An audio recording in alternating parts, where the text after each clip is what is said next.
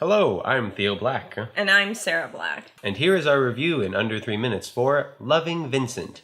No spoilers. Vincent van Gogh's death is investigated in this full-length animated movie made up of thousands and thousands and thousands of oil paintings, which is, I think, what everybody is talking about when it comes to this movie. But to be honest, every full-length animated movie is made of thousands and thousands of individual frames that someone has had to work on. Maybe it's computer animation, people think it's easier, but well-done computer animation is pretty hard work as well.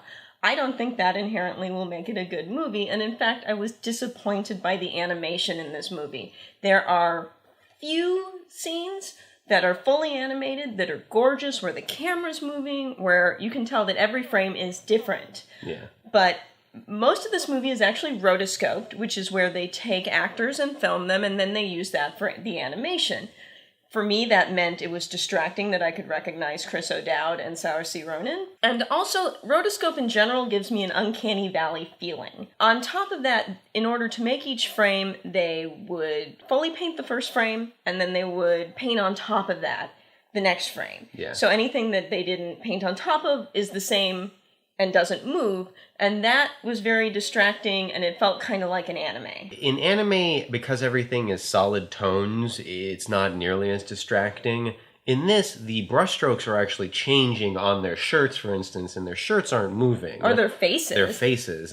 And it actually made my skin crawl, which is not a good feeling while you're watching a movie. I could forgive it if it had a story or characters worth really getting into, but unfortunately it doesn't. It's basically a guy who you don't really get to know wandering around the movie going, how well did you know Vincent? Right, and all that is going to be like a portrait talking to another portrait.